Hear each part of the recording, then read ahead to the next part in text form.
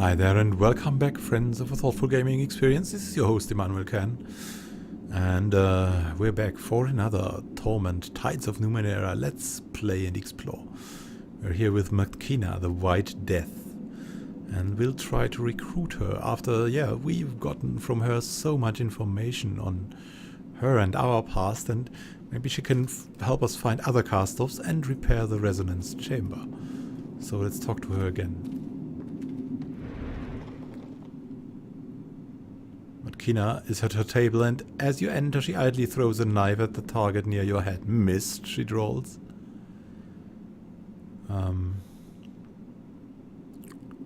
What can you tell me about the first? She claimed to be the first of us, to fight for all of us. They say she was the one who founded Miel Avest for our sakes. Most of our siblings remember her as a hero. She spits in the corner. Most of them never actually knew her. She was driven, I'll give her that. Even with her body cracked and burned, she found masks to cover her wounds and the strength not to hurt, and she kept plowing on. What can you tell me about the changing god? Brilliant, charming, and ruthlessly self-centered. More blood on his hands than I'll ever have. Legend says he wiped out the Tabat, a nearly complete genocide. They say he left one alive as an object lesson. One of their generals enslaved in the city to teach his enemies not to cross him. Yeah, we've seen that one. We've spoken to him. We know the history of the once proud warriors, the Tabat. How many cast-offs are there anyway? She shrugs. Hundreds? Who knows? Supposedly the changing god went to other worlds, bent time and space, slipped through dimensions, and he always had his spare bodies with him. There could be thousands, millions for all I know. So he could be the adversary? I am investigating some murders in the underbelly. Someone said they thought it was your work. Who said that? Him? She jerks a finger at Taibe. I hope you're not taking forensic advice from this gallow glass. I've no idea what I've done to offend such an estimable person, he replies loftily. And I made no such suggestion. I am simply accompanying my friend here. But Kina, out from the goodness of your heart, what I've heard about you, that seems unlikely. She turns back to you. I haven't killed anyone in the underbelly for years. There's no money in it, no fear. She crosses her arms. I've got a style, a reputation to maintain. She pauses. But if you found any clues at the scene, let me know. I admit I'm curious who would do a job in that hole.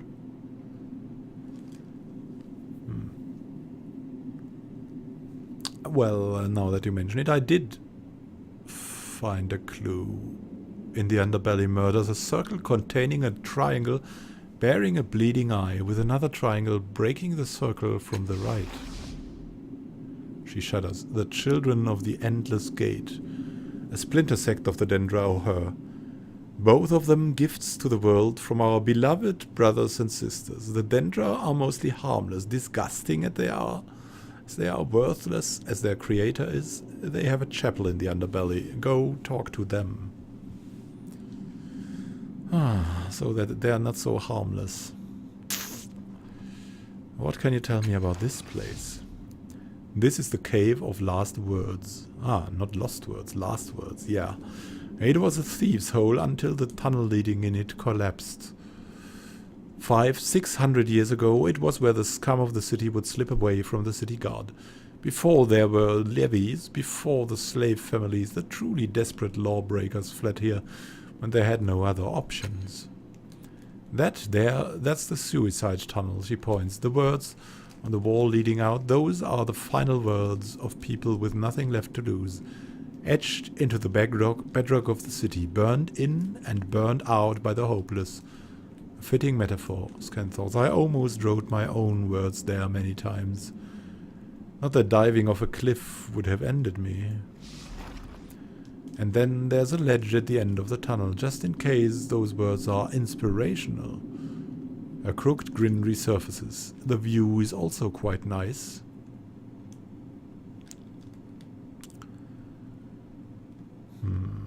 How did you find this place?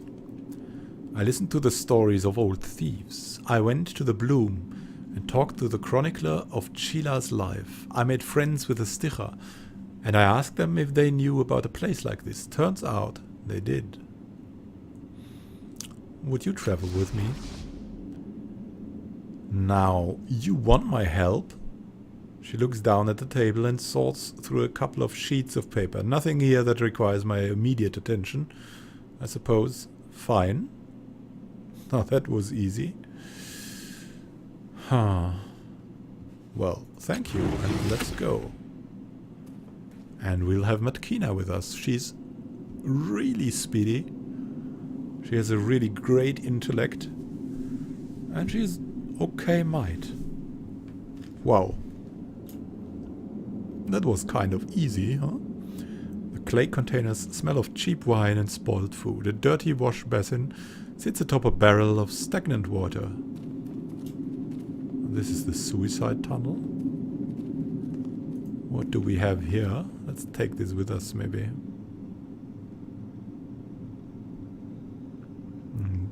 I'm sure they'll improve the access times to this. There's the father teller, whatever that is. Take it with us. And this is knowledge of the long dead. Oh, we have a minor sickness. Let's go into our inventory.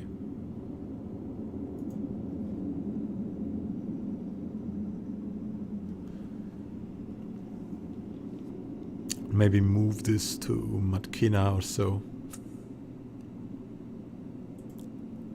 Aha, training levels. Until next sleep. Contained within a thin membrane is an avian-looking fetus.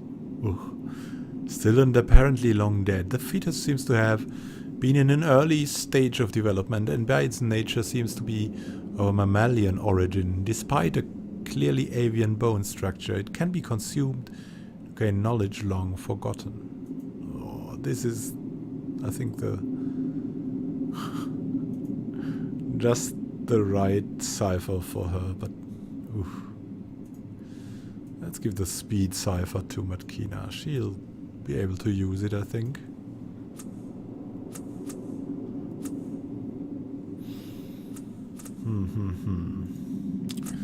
We have another weapon maybe for her?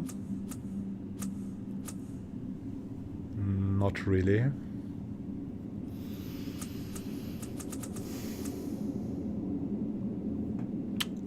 This is definitely interesting.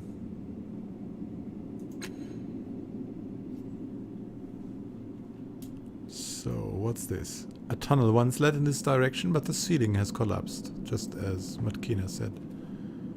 What's here? Final words of countless men and women are scrawled upon the stone wall. Some apologize to loved ones, while others rage against an injustice or a slight. A few left only their names. And we can really... Can we leave here? Yeah. We can go over there, and we can also stare in this hole, which we will do right now. The hole in the corner is large, about 2 meters across. It was clearly carved, but not by human hands. It leads into a dark tunnel, black as a killer's heart. Can we... Oh, if we examine the tunnel, then we will leave this place here. We'll remain. I can leave over... No. I think we should really examine it. You lean into the tunnel and can see just at the edge of your vision that the tunnel has collapsed. There will be no egress this way. Examine more. Yeah, we'll remain here. We'll go over this way, I guess. Let's see how this works out. Oh, and we're back out. Huh.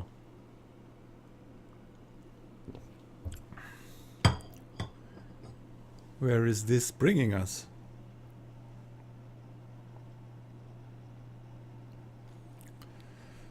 Flabbergasting, really?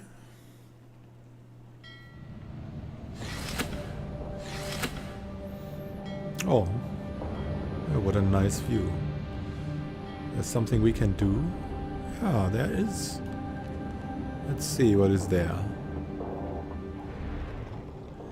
From this height you can see everything. Beyond the city of Sega's cliffs, bluffs and chasms extend toward the horizon on either side for at least 50 kilometers. The sea stretches between them, perhaps 20 kilometers across at its widest. Then the waters widen and swallow the horizon. Look down. The tiles of Sega's cliffs spread out to your right. A jumble of streets and buildings. To the left is the opening of a dark chasm. Tendrils of flesh cling to the edges like vines. The ocean lies almost 1,000 meters below you, dark and dangerous. Scavenging and fishing sloops crawl slowly across its surface. The rooftops of a few Sega's homes jut from the cliff's surface, but mostly it's a clear drop to the sea. I'm going to leave and look at the next ledge or what that is.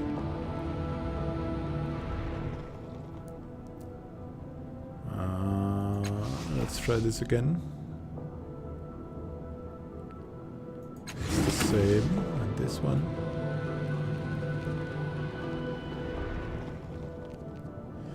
A sheer cliff rises above the ledge. Its surface is rough and jagged. There are enough handholds that it looks climbable, but it wouldn't be easy. We can try this. Maybe it will give us something to remember. Success. The cliff face is deceptive. Holes that look like they'll crumble in your hands stay firm, while solid-looking protrusions crumble like they were made of sand. With careful planning, though, you make it all the way up. Whoa. A welcome blast of wind harasses your face at the cliff top. Your companions follow the path you blazed for them. We're at this dome. Let's try to use it or whatever we can do. Nothing.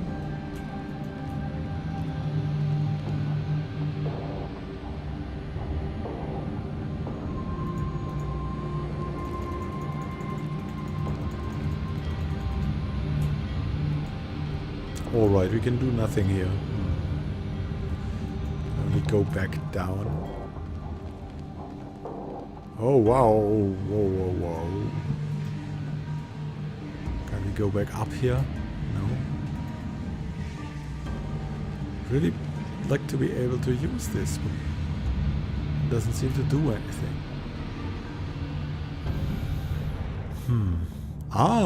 We just needed to wait a little more. There we go. Most of the cliff top is obscured by an opaque dome of energy. When you get close to it, the air hums and your hair stands on end. Try to see what's inside the dome. The air sizzles as you get closer, popping across your skin like invisible jumping beetles. When you are within arm's reach, a control interface appears in the air in front of you. It has a glowing circle with strange symbols floating at the edges, and a vertical bar next to it. When you step back again, the interface disappears. Whatever energy forms this dome is completely opaque. You can't see anything through it. Oddly though, you can see the shadows of the cliffs and birds on the other side. Let's study the interface. Because studying is what we do. It looks simple enough. It almost certainly opens the dome, but you can't tell anything else without actually trying it. Let's try this again. We've got enough intellect, right? Success. The circle is likely a place to put one's hand or face. Probably the former, since the heat from the dome might burn your face. Presumably someone with the proper authority could open the dome by using the holographic bar on the side as a kind of latch. The symbols around the circle are unfamiliar, suggesting this installation is very old, perhaps predating the truth.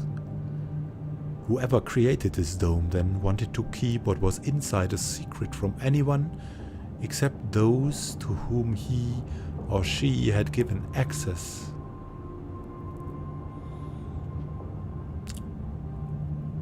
Try to use the interface to open the dome. As soon as you place your hand in the circle, the symbols light up and spin rapidly. Apparently you have the authority to enter. You slide your other hand up the bar on the side. The interface disappears. The air cools immediately and the dome seems to melt into the ground. Inside, a platform has been built into the rock and a metal tower rises from its center, a control panel. A solid mass of metal and synth stands nearby. Ho ho ho. We have changed the world and there's something pretty futuristic here. Let's look at it. The machine hums softly. An orange glow appears beneath its dark, glossy surface. A large alien symbol dominates the space with words in a smaller script on the side, but you cannot understand the writing. Even so, it feels like you've seen the writing somewhere before. Try to decipher it. Failure. The meaning of the script eludes you, but you can see an organization to the elements of the readout. The strange symbol that dominates the readout is a handprint, albeit not a human one. There are two lists next to it. A longer list of text and a shorter list of what you believe to be numbers. Each list has one item highlighted. You feel fairly certain that merely touching a new item will select it. Look at the list of text. There are 8 items in the list. One of them is currently glowing brighter than the others. None of them make any sense to you.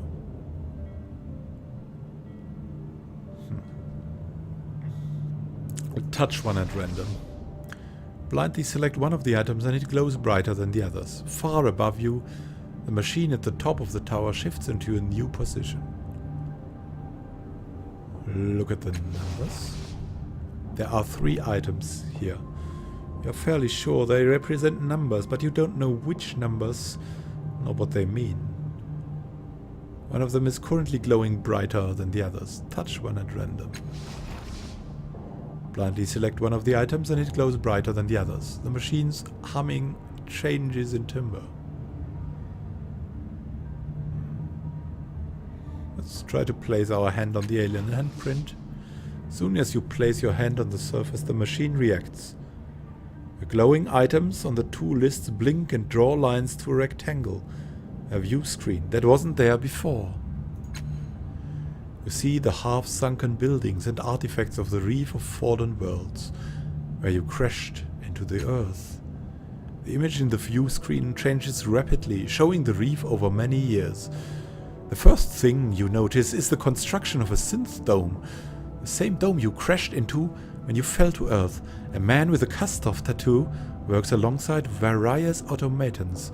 The Kastov is wearing tattered leather robes. An alarming number of wires and tubes protrude from his body.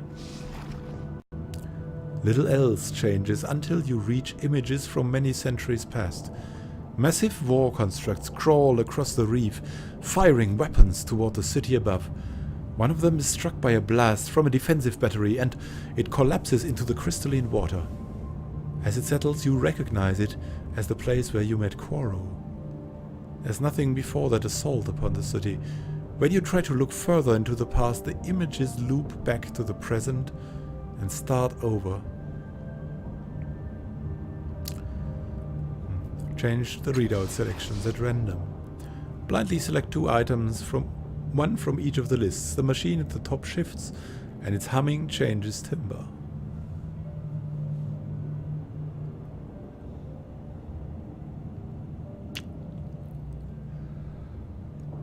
Now let's access the view screen again. The screen shows an area north of Sega's cliffs, below the crack of the city where the land stretches out to the horizon. Amidst the maze of bluffs and outcroppings is all manner of debris, most of it predating the 9th world. Metal and synth monoliths rise above a field of scrap. A functioning machine perches on the edge of an enormous pit. All throughout, strange plants and vines reclaim the land. It's even more cluttered and fantastic than the reef of fallen worlds. The image in the view screen changes rapidly, showing the junkyard over many years. Scavengers come and go. The enormous pit grows slowly larger. In the more distant past, a wall stretches across the junkyard, bristling with northward-facing batteries to protect the city from an attack. But as time passes, the walls are abandoned. The batteries crumble into ruin, and the whole structure is subsumed beneath the surrounding trash. We'll try to decipher the text again. Yeah, we have enough points for that, so let's go. Success now. After studying the text for several minutes, you begin to see, or perhaps simply remember, patterns in the words. In a flash, the purpose of the device comes back to you. This is an omniscope, a device used to view locations from afar. The large alien symbol is actually an inhuman handprint. The longer list next to it is a set of location names, and the shorter list denotes ranges of time, how far back in time the omniscope should look. You discover that you can actually read them all. Now, look at the list of locations. There are 8 locations listed, all of them within or near Saker's Cliffs. Selecting one will presumably shift the omniscope to look in that direction. Crafton is currently selected. And let's leave that. The list of approximate times. There are 3 numbers here representing a rough time frame, perhaps days, months, or years. The numbers are strange, but you are fairly certain you understand their meaning. Selecting one will presumably direct the omniscope to look at that time frame. The current selection is 128, which you take to mean the distant past. We have 1 and 1, 2, but we'll leave the current selection. So, with this view and so much to find out, thank you for watching when we recruited M Kina. I hope you enjoyed the episode and you're interested in the game, because it has a great story. It is certainly worth trying out. And of course, yeah, all the graphics and that stuff will be polished and even better in time. And it is great now, so there's something to wait for. The other thing to wait for is the next episode, but I'll probably post it the next day or some days later, so stay tuned. Happy gaming to you. This is Emmanuel Can, signing out. Thank you for watching.